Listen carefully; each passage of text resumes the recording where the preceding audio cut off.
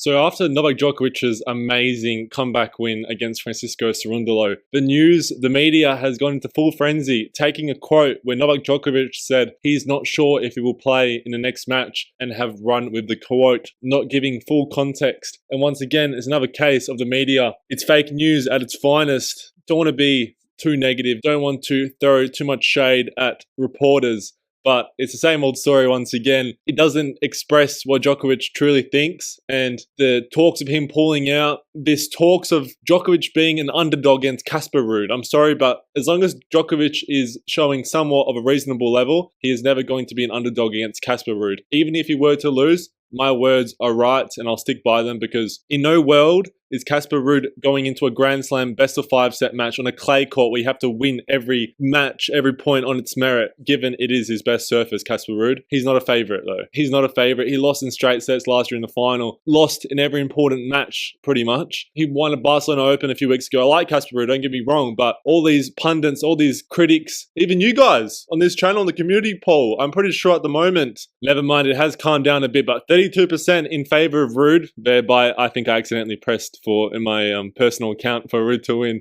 I'll change that to Djokovic. That being said, Ruud, he should have a 5% chance of winning. He should have the same amount of chance of winning as Cerundolo did prior to the match. It should be a straight sets or 4-set win for Djokovic as long as that knee is okay. That being said, I'm not discounting the fact Djokovic has a proper injury. I want to reiterate the point of what Djokovic was trying to say in full context and not taking a tiny little clip and twisting his words, as they love to do with a lot of sports people, in particular Novak Djokovic.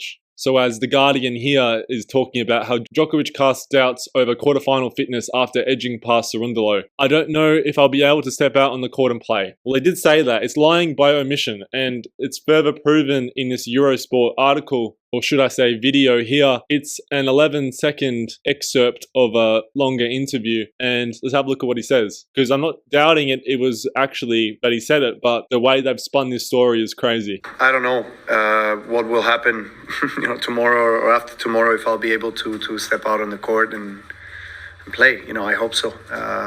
Let's see what happens.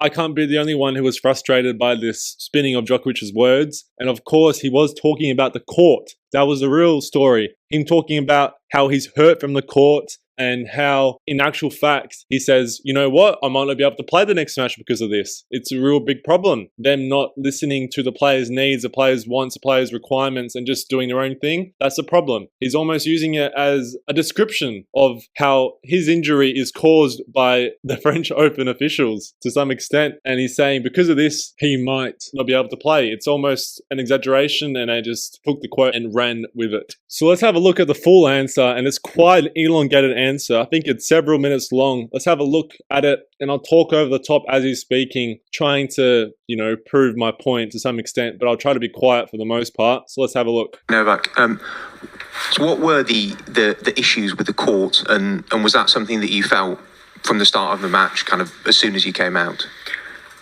Look, the conditions or the kind of weather circumstances we had this year are quite unusual. We had lots of rain, very damp,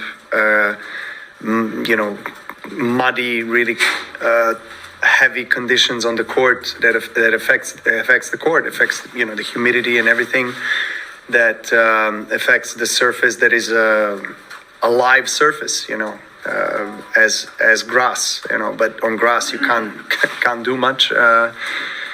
On hard court, it is as it is, but clay is the surface that you can somehow affect, with some grounds work and grounds care. And when it comes to the quality of the clay courts, Roland Garros is by far the best in the world. There is no doubt.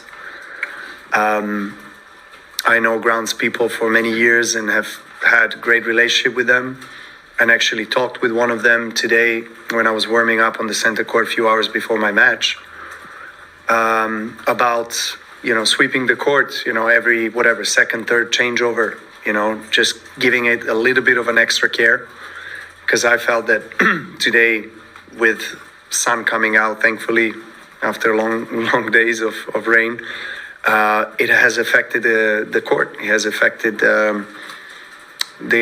particularly the upper layers of the clay. I don't know what exactly they've done. It seems like that some of the clay was removed, and so there was very little, almost no clay on the court today. And because of the drier conditions and sun and warmer conditions. So I'll stop it there and see how he's talking about how he's constructing his answer. He's very PR trained over these years to give a response where he can express his opinion but also show respect to all parties involved. In this case, he opens up his answer describing the conditions and then proceeding to talk about how he knows the groundskeepers, but even though they're doing their best job they can, he disagrees with something. And this is a very long, elongated answer in which the media, as you will see, took the last 10 seconds of the answer and ran with it instead of showing this 6 or 7 minute response. It's crazy. It affects the clay in such a way that, it becomes very slippery. So the injury that I had today with the knee happened exactly because of that, because I slipped and I slide a lot. I mean, everyone slides on clay, but I slipped way too many times. That is quite unusual, Of course, I do because I have an aggressive kind of movement, dynamic change of directions, and it's normal for me. I've, slipped and fell on the clay many times in my life and on grass as well. But, this was just too many times, today. And I've had a conversation with the chair umpire where I just asked, would it be possible to sweep the court? I understand not every changeover, but every second, every third changeover, not to wait for a set to finish, but to have just slightly more frequent care of the court. She said she'll check, and she spoke to the grounds people or supervisor to grounds people, and the answer was no. And I asked for a supervisor to have a conversation, and I just asked for explanation. And I'm not pointing fingers at someone's blaming whoever, a group or an individual, of why that's the case. I'm just trying to understand in this whole process, what is the damage to the court to sweep it. And anyway, we do it with our feet, before you serve, a lot of players. I'll stop it there again. 95% of this talk, of this answer, which is you wouldn't see any other players answering a question to this depth at all. 95% of the answer is about him talking about how there's a problem with the court maintenance at Roland Garros this year and how they're not adjusting for the unique conditions. A lot of rain followed by no rain, then rain again. It's a tough, heavy conditions at Roland Garros this year. That being said, as I said numerous times already, they ran away with the last 5% of the answer, which I won't pause until we see it. Do it, they either clean the line or the space in front where you're going to bounce the ball or behind. I just don't see how that's damaging to the court. I actually see that that's helpful to us players. At least bringing a little bit more clay, evening clay, behind the court, and just, reducing slightly the possibility of slipping, because when you're moving during the point, you're removing the clay, and then all of a sudden, some places you have absolutely no clay. It's just concrete, basically. So, yeah, I know that currently, some of my team members are also having a conversation with Roland Garros people, just trying to understand. I'm just trying to understand why it is, so complicating to do that, and why it is that the answer is constantly no. I don't get it, and we cannot treat these conditions as common conditions. They're not common. We had rain, we had really bad weather for days, even a week. And so that has affected the court itself. And so I'm sure that the grounds people have their hands full, and I know they're working very hard. I mean, I'm not, saying that they are doing it the wrong way. Absolutely not. But, they're doing their best. But I'm just trying to understand, if a player is feeling a certain way, and then, what else do we need to wait for that to happen? I mean, today, I injured myself. I survived. I won the match. Great. But will I be able to play next one? I don't know. I don't know the severity of the injury, but could have this injury be prevented?